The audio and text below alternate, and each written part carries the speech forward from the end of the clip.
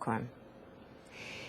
Juden, Narren, Deutsche. So heißt das Buch von Hazel Rosenstrauch, erschienen im Persona Verlag. Dass der Holocaust, die Shoah, vergessen werden könnte, das war die große Angst. In Deutschland kann das nicht passieren. Hunderte von Denkmälern sorgen dafür, dass wir nicht vergessen. Niemals. Und darauf sind wir stolz. Darauf, dass Erinnerung sich aber auch durch Denkmäler nicht gleich machen lässt, darauf stößt uns Hazel Rosenstrauch, Tochter jüdischer Kommunisten aus Wien. In Berlin, wo sie mittlerweile lebt, gibt es für sie kein Entrinnen, Stolpersteine oder Straßenschilder. Überall erinnern auf Schritt und Tritt an die allmähliche und alltägliche Judenvernichtung. Für sie auch eine Zumutung, Weiterbestehen und Zementierung der nationalsozialistischen Trennung in Juden und Deutsche. Die Denkmäler seien in Stein gemeißelte Opfer, Identifikationen. Das sagt das Buch von Ulrike Juralt und Christian Schneider. Dieses Buch, Gefühlte Opfer, bei Klett-Cotta erschienen. Es stimmt natürlich. Wer nur an Opfer erinnert und die Täter weglässt, der vergisst trotz alledem. Eduard Erne. 1945, Buchenwald.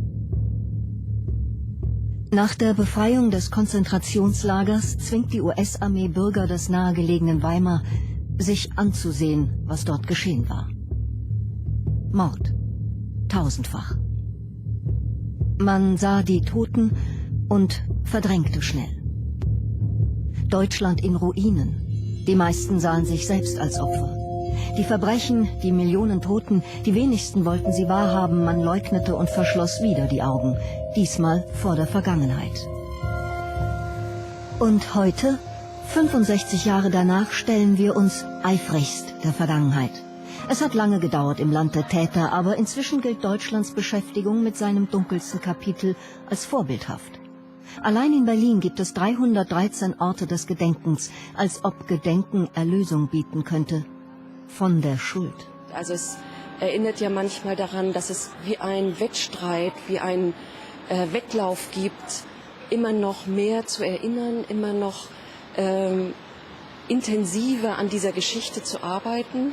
Und wenn man das mal etwas mit einem Schritt zurück betrachtet, merkt man ja, wie abwegig das ist. Wie abwegig es ist zu meinen, möglichst viele Anstrengungen in Sachen Erinnerung und Gedenken könnten dazu führen, dass eine Gesellschaft diese Schuld los wird. Ein olympischer Wettbewerb in der Disziplin Vergangenheitsbewältigung? Wo gefeitet wird? Taktiert mit falschen Gefühlen, mit leeren Gesten? Von Irrtümern dieser Art im Umgang mit der Zeit des Nationalsozialismus handelt das Buch von Ulrike Juralt und Christian Schneider. Gefühlte Opfer, Illusionen der Vergangenheitsbewältigung. Eine Historikerin und ein Psychoanalytiker erforschen das heikelste Thema deutscher Zeitgeschichte, hinterfragen die gängigen Muster von Gedenken und Erinnern.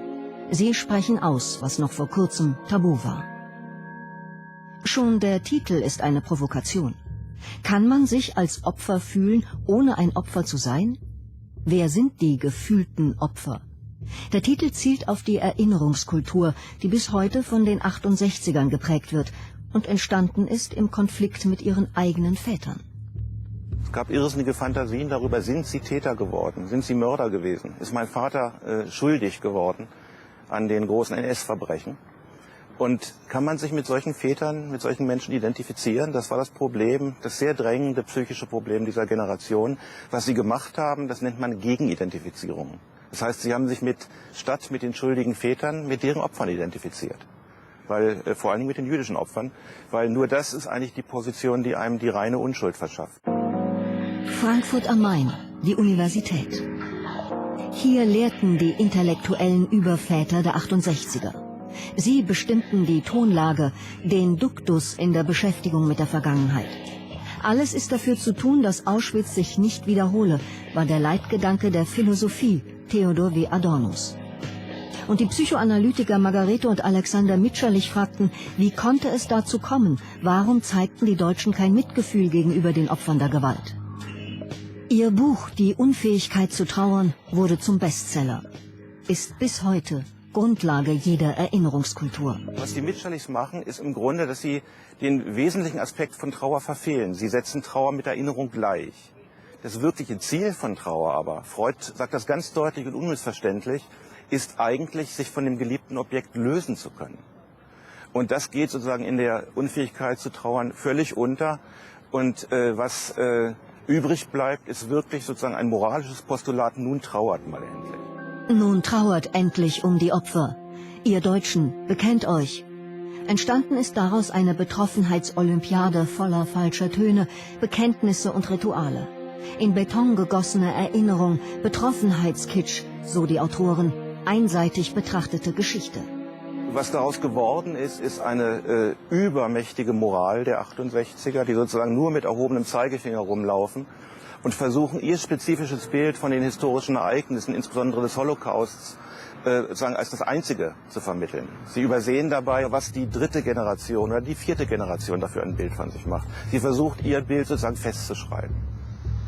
Es ist ein Bild, das aus der Identifikation mit den Opfern entstanden ist. Weil man lieber Opfer sein will und nicht Täter. Weil es einfacher ist, bequemer, auf der richtigen Seite zu stehen. Auch so entsteht Verdrängen, auch so entsteht Vergessen. Und am Ende steht ein wohliges Gefühl der Betroffenheit, das die brennenden und schmerzlichen Fragen ausklammert. Diese opferidentifizierte Erinnerungskultur ermöglicht uns zwar, uns mit der Verfolgung zu beschäftigen, mit den verschiedenen Opfergruppen, aber sie fragt doch zu wenig nach den Tätern und nach den Taten und auch zu wenig danach, was das für unsere heutige Gesellschaft und für die Zukunft auch bedeutet. Also welche politischen und auch welche gesellschaftlichen Konsequenzen daraus zu ziehen sind. Wenn man wissen will, warum verhalten sich Leute konform, warum machen Leute da mit, warum gibt es so etwas wie eine, wie man heute sagt, Zustimmungsdiktatur. Das ist ja von breiten Massen getragen worden. Da muss man wissen, was ist das Attraktive des Systems gewesen. Fragen wie diese würden erkennen lassen, wie es zu den monströsen Verbrechen kam. Sie würden die Kinder und Kindeskinder der Täter wirklich betreffen.